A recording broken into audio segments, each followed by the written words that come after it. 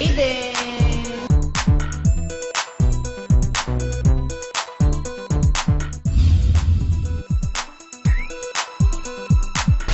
Para sa mga nanay at tatay na meron pong mga pagka-cute na mga babies, nais nyo bang lumabas sa TV commercial o sa mga billboard ang mga pogi at mga cute na mga babies ninyo? Eto na ang inyong chance.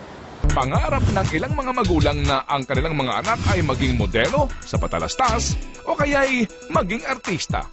Bakit nga ba hindi? Sikat na, mapera pa.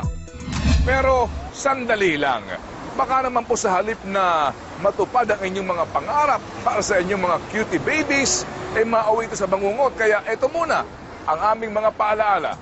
Para po sa kanya. Kikita po siya. Gusto ko lang pong makita kung gaano kagwapo yung ako. Sayang yung kagwapuan niya eh, kasi minsan lang naman siya baby. Unang dahilan talaga ay economic reasons. Dahil feeling nila, ang mundo ng pag-aartista ay isang mundo na magbibigay ginhawa. Iba naman, hinahabol naman nila yung ikalawang human need, popularity. Walang edad na pinipili para sa pagiging commercial model dahil ito'y depende sa proyekto. From newborn nga eh. Before we have a requirement na 2 weeks old lang ang baby. And big budget yon. And take note, malaki ang talent fee ni baby. Last year, 150 yung isang baby namin. Kaya naman ang iba, para lamang daw magkaroon ng anak na artistahin, nag-aasawa pa daw ng ibang lahi. Maganda kasi ang combination ng Filipino sa mga European na na mga tao, breeds. Pag pinagsama mo yan, perfect ang combination. Aming nakilala si Julio Pisk, anak ni Ginang Eleanor Pisk. Sa edad na 12, mahigit ng 200 ang nagawa niyang TV at print commercials. At mula sa pagiging model, naging artista na din si Julio. Proud po ako sa sarili ko kasi estudyante pa lang po ako tapos nasa showbiz na po ako.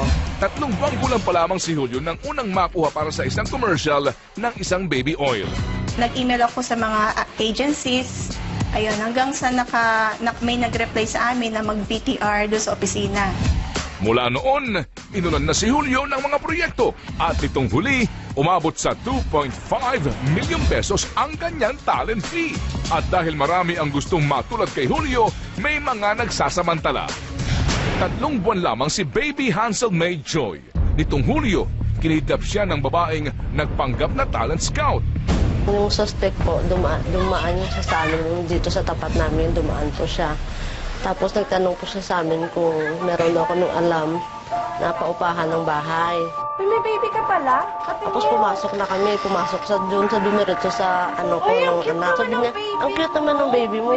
Pwede po siyang i-audition ni ma'am. Oh, sige, sige!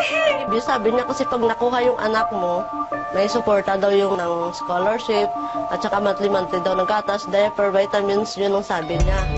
Naengganyo si Aling Lisel sa magandang pangako ng suspect na si Lovelyn Casiple. Pagka umagahan, ng July 6, mga 8 siguro, andyan na naman sa tapat ng pinto ko.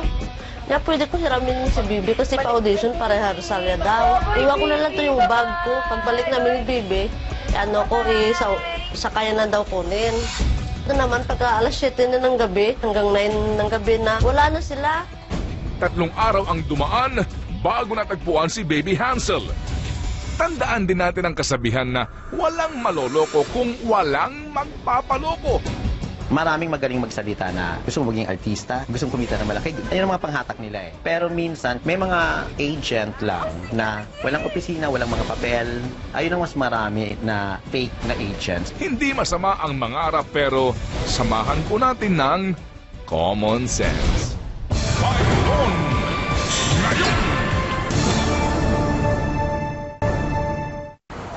Sa mga isyong ating pong naipaliwanag noong nakaraang Sabado, narito ang reaksyon ng ating pong mga suki. Mula kay Amar Brazal na nagpost sa aming Facebook, sa ibang mga desididong magpari ay hindi nabibigyan daw ng pagkakataong pumasok sa mga seminaryo dahil sa taas daw ng bayad sa board and lodging dito. Ayon naman kay Jean Chi na isang pet lover, halos madurog daw ang kanilang puso kapag nakakakita ng mga taong nagmamalupit sa mga hayop. Ganito rin ang sabi ni Superman J27. Sana daw ay hindi makalimutan ng mga tao na may buhay din ang mga hayop at nakakalungkot ang animal brutality. At sa usapin naman tungkol sa agaw baril, may mga nagkomento sa ating Facebook. Sabi ni J. Vic Madayag, greatest alibi daw ng mga pulis na inagawan sila ng barel. Habang si Joy C. ang tanong din sa mga pulis ay, wala bang bago? Palaging agaw baril? Pwede naman daw bang maging agaw manibela? Mula pa din sa Facebook tungkol naman sa usapin ng pork barrel. Tanggalin na daw ito at nang magkaalaman kung meron pang maging interes tumakbo at makita kung sino ang tapat na politiko. Hanggang sa muli po, itong mga isyong ating hinimay ngayong linggo, mga isyong siyempre lahat tayo may pakialam. Filon ngayon, aksyon at solusyon ngayon. Sama-sama tayo sa pagpap